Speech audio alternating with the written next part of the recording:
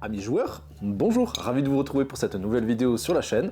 C'est Thomas pour vous servir et vous êtes sur Il était un jeu. J'espère que vous allez bien, moi ça va extrêmement bien, j'espère que... déjà, je vais en profiter pour vous souhaiter une excellente année 2025, remplie de jeux et de plaisirs ludiques. J'espère que vous serez au rendez-vous, en tout cas moi je suis ultra motivé pour vous proposer des vidéos régulièrement sur les sensations ludiques. Et d'ailleurs on part pour la saison 3 avec Quoi de neuf doc, l'émission qui revient sur les derniers plaisirs ludiques que j'ai eu la chance de pouvoir tester, entre les copies presse que j'ai pu recevoir et les jeux aussi que j'ai achetés. On va tester tout ça avec mon avis, objectivement, est-ce que c'est un bon jeu? Subjectivement, est-ce que ça me plaît et dans quelles circonstances? Et pour ce nouveau volume, on va parler de 3 jeux bien distincts dans des univers totalement différents. On va parler, hop là, pousse-toi là. On va parler de Refuge, un jeu familial qui a fait débat. Moi j'aime bien, et je vais vous dire pourquoi. On va parler de Lula, ou Lula, mais on va le prononcer en anglais. Un puzzle dont vous êtes le héros qui a quelques défauts. On va voir si ça permet de... Voilà, le plaisir, est-ce qu'il permet de gommer tout ça et savoir qu'est-ce que j'en pense en toute sincérité. Et le troisième jeu, on monte un petit peu en gamme, on va parler de Stone Pine Architects, un jeu de chez Intrafin qui descend un petit peu dans la complexité de ces jeux dernièrement, depuis le Terraforming Mars version D, je trouve, qui propose des jeux qui sont un peu plus accessibles. Celui-ci, je l'attendais de pied ferme depuis Vichy, où je l'avais juste entreaperçu. Et franchement, c'est pas mal du tout. Donc je vous laisse vous installer confortablement pour découvrir avec moi ces 3 jeux-ci. Mais avant ceci, je vous invite comme toujours à aller vous abonner, d'activer la petite cloche et me lâcher votre meilleur pouce. C'est super important pour encourager les créateurs de contenu et évidemment nous référencer aussi pour être mis en avant et continuer de trouver ce plaisir bénévole d'une certaine façon de vous proposer du contenu. Donc j'espère que vous serez au rendez-vous. Moi je suis bien installé, petit café, c'est parti!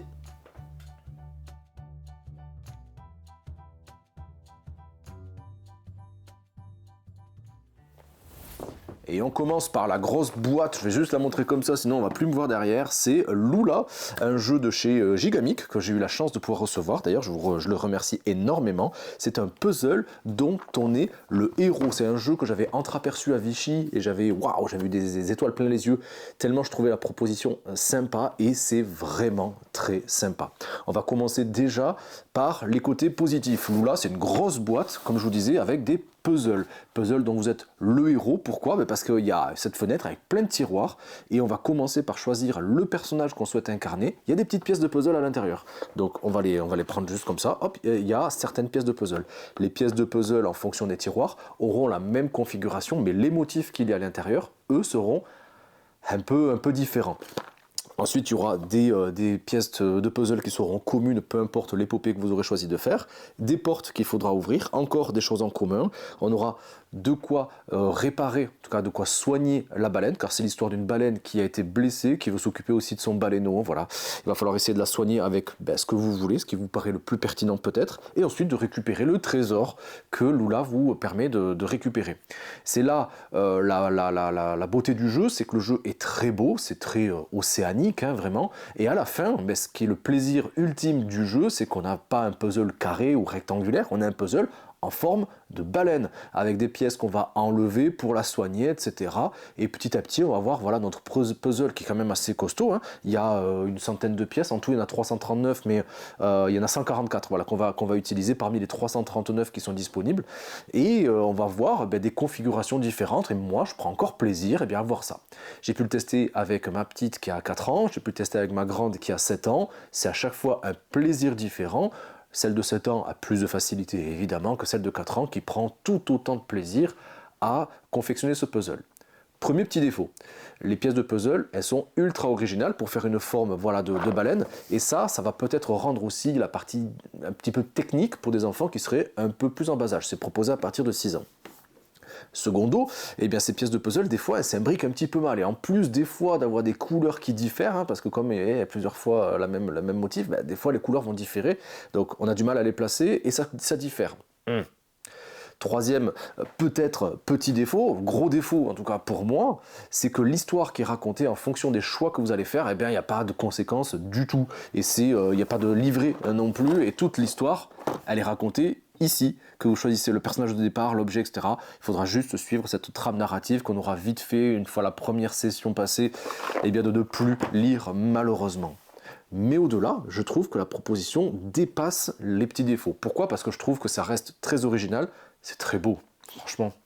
Et les livres dont on est le héros, c'est pas quelque chose que j'ai pu avoir quand j'étais petit, donc moi je rêve un petit peu avec ça, et je vois aussi le plaisir que mes filles ont à découvrir grâce à vous, hein, derrière ces médias, de pouvoir me faire découvrir ce genre de choses. Moi ça me fait plaisir, ça leur fait plaisir, et donc je prends du plaisir via leur plaisir. J'arrête là.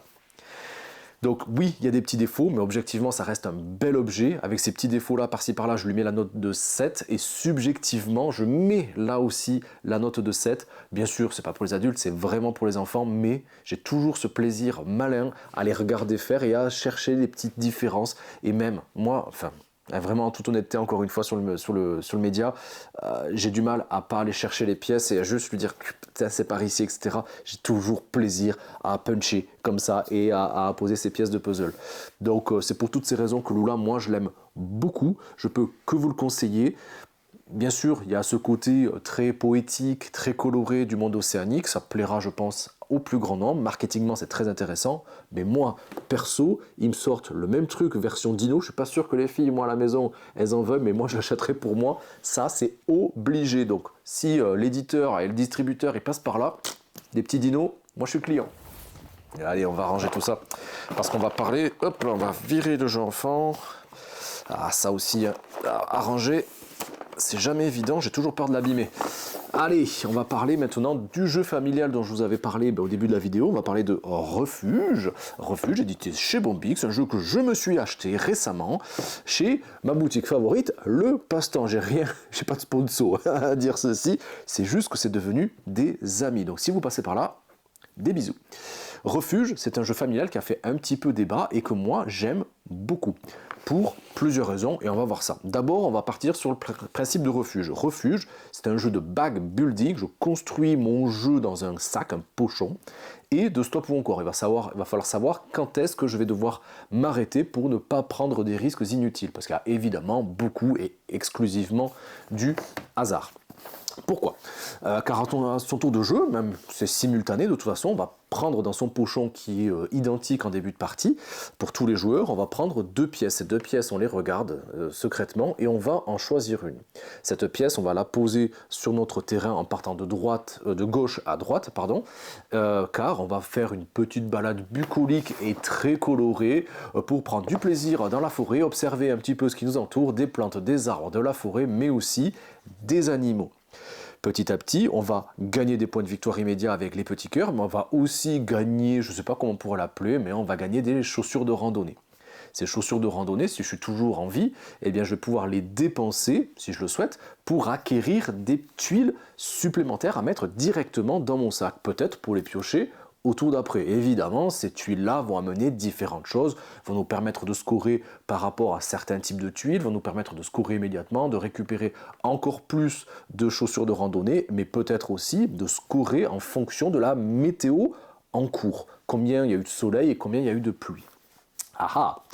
Car c'est un jeu qui demande de s'arrêter peut-être à un moment donné, et c'est là tout l'intérêt du jeu, de savoir quand est-ce qu'on va s'arrêter. Je pourrais très bien, au moment de révéler ma tuile, bluffer un petit peu et dire moi je m'arrête ici. Pourquoi? Parce que ça va me permettre de rentrer à la maison sans pénalité, et à chaque fois que je vais rencontrer un animal que j'aurai croisé au cours de ma balade, eh bien je vais pouvoir scorer selon l'animal que j'aurai révélé pendant la partie. Et en plus de ça, je vais pouvoir éliminer une des tuiles que j'aurai jouées, et ça nous permettra donc de purger notre jeu et de favoriser, on va dire, les probabilités de piocher une tuile intéressante qu'on aura achetée au cours de la partie. Ça, je pense que c'est facile à comprendre. Car si on pioche des orages successivement, on va devoir les poser dans le plateau commun cette fois-ci du jeu, et donc tout le monde va mettre ses orages. En plus de ça, à chaque fin de manche, une fois que tout le monde aura arrêté, eh bien on va révéler là aussi la première tuile d'une pioche commune, savoir si c'est un soleil, très bien, on continue notre balade, ou est-ce que c'est un orage, et quand on aura dépassé un certain seuil dans cette course à l'orage, eh bien la manche prendra fin, et on jouera 5 manches comme ça.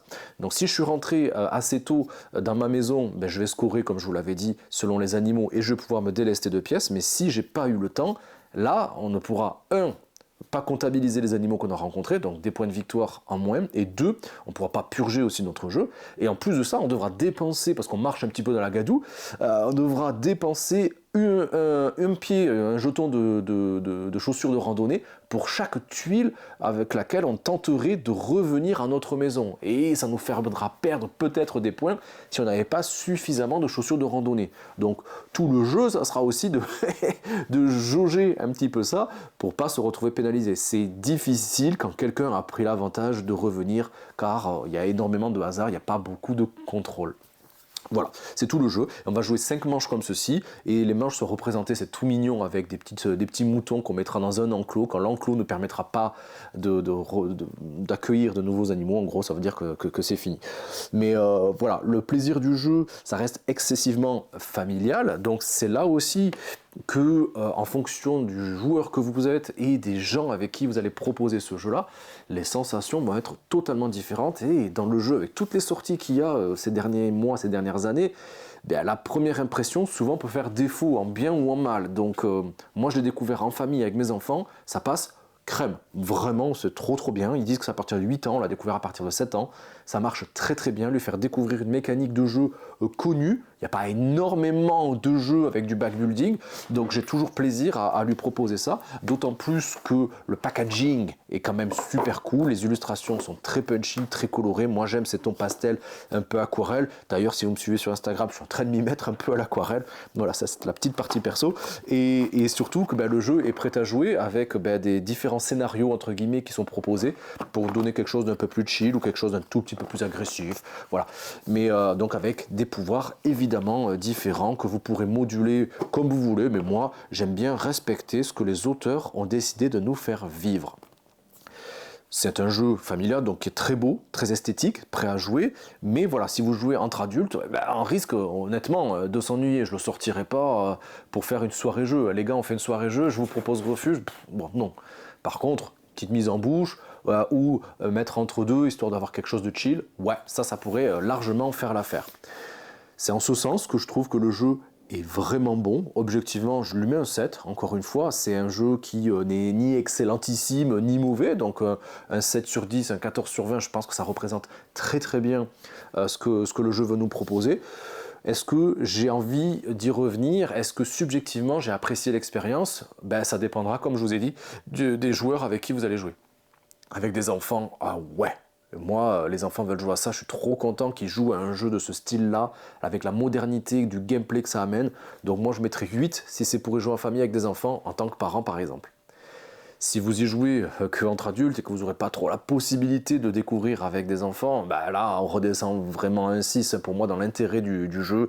Donc on va faire la moyenne un petit peu tout ça, et ça donne là aussi un joli 7 pour Refuge, que je peux vous recommander.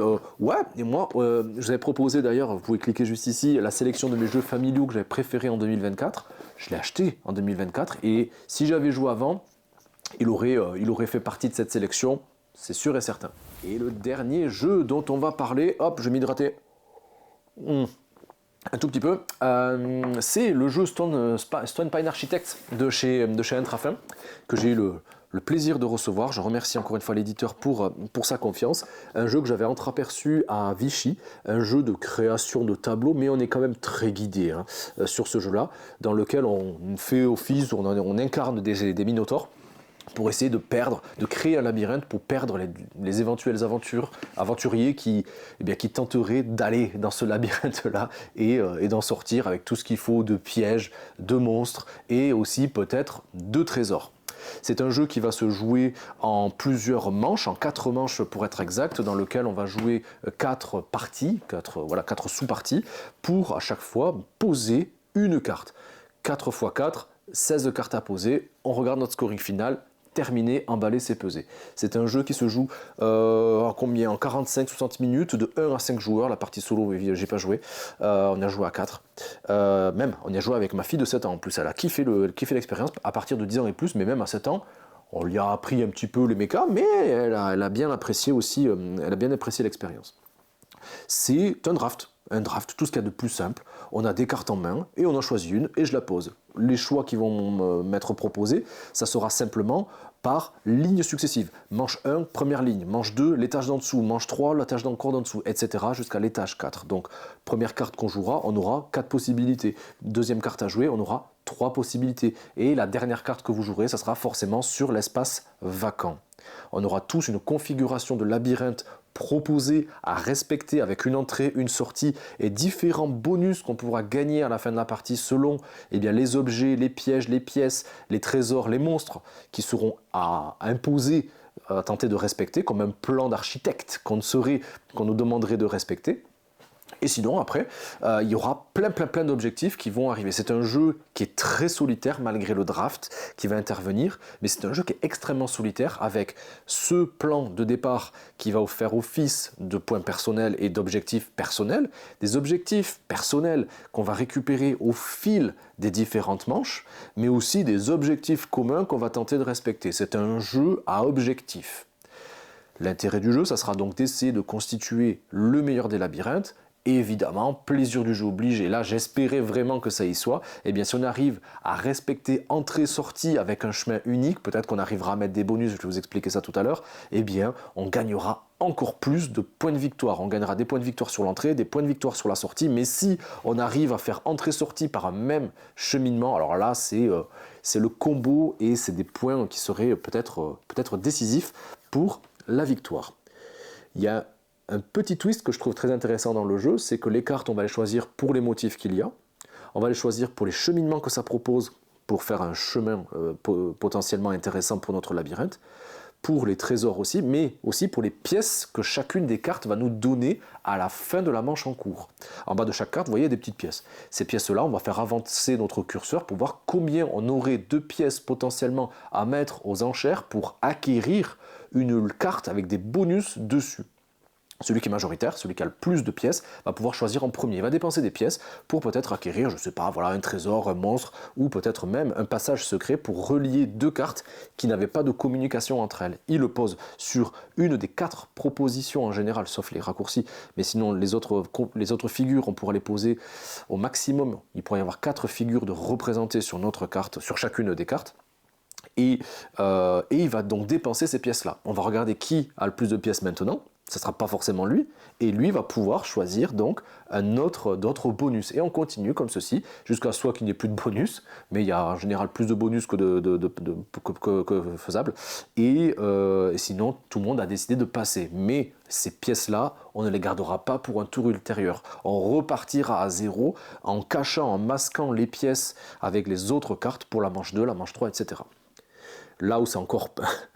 le petit twist, mais ça c'est assez connu, si je suis le premier à passer, je serai aussi le premier à choisir un objectif personnel qui serait peut-être plus avantageux, avec des configurations, ça c'est du classique, de chez classique, à respecter dans mon tableau, des monstres à avoir en tant de possibilités dans mon donjon, avoir tant de trucs au milieu, tant de trucs sur le côté, avoir tant de monstres de telle catégorie, tant de pièges de telle catégorie, etc. Ça c'est du classique et c'est beaucoup de challenge. Bien sûr, on jouera pour essayer de compléter toutes ces choses-là, les objectifs communs de début de partie, les 3 objectifs personnels, je crois qu'il y en a 3 qu'on récupérera, plus une configuration de labyrinthe, plus ce cheminement comme on l'avait vu. On va additionner tout ça, ça fera celui qui sera le vainqueur de Stone Pine Architects. Le gameplay va se complexifier par rapport au choix, mais avec les contraintes d'un draft. Donc en gros, on fera un petit peu avec ce qu'on aura. On saura évidemment ce qu'on va laisser à l'adversaire, mais les objectifs sont connus, donc on sait un petit peu sur quel pied danser. C'est simple à jouer, c'est plaisant à jouer, ça reste plutôt solitaire, comme je vous ai dit. Et franchement, moi je prends du plaisir à ce genre de truc, quoi. C'est un peu la mode. Il y a les jeux de pli en 2024 et les jeux de création de tableaux, Château Combo en ligne de mire. Mais franchement, là aussi, c'est comme Refus. S'il était sorti, si je l'avais découvert avant, celui-là, il aurait peut-être fait partie de ma sélection des jeux familiaux plus, ou initiés moins, voilà. Mais ça reste très sympa à jouer. La thématique, moi, les donjons, les monstres, la mythologie, ça me parle. C'est très simple à comprendre. Voilà, en quelques minutes, vous avez compris. Pas mal quand même d'iconos pour les moins habitués à ça. Mais pour des joueurs aguerris, rien de bien compliqué. En quelques minutes, vous aurez compris l'intégralité de ce que le jeu propose. Objectivement, je trouve que c'est un très bon jeu. Moi, c'est un 8 sur 10 que je lui mets objectivement. Subjectivement, j'ai envie d'y rejouer. Ouais, je mets un bon 8,5, allez, entre 8 et 9. Parce que ça, j'ai envie de le faire découvrir. Il y a beaucoup de joueurs autour de moi qui sont curieux de le tester. Et donc, j'ai toujours plaisir à le sortir et à tenter de réaliser voilà, toutes ces configurations-là et toutes ces contraintes et d'avoir le jeu le plus parfait possible. Donc voilà, c'est un 8,5 que je propose et j'espère que peut-être ça vous aura donné envie, vous aussi, eh bien, de le découvrir. Intrafin propose des jeux ils ont downgradé un petit peu la complexité des jeux qu'ils proposaient. Je trouve que ça a commencé avec Terraforming version jeu 2D, dont je vous avais proposé une vidéo à l'époque. Et voilà, je trouve que c'est plaisant. Ils essaient de diversifier. Il y a eu un gros débat dernièrement aussi avec les jeux experts et est-ce que c'est encore accessible, le prix, le public, etc.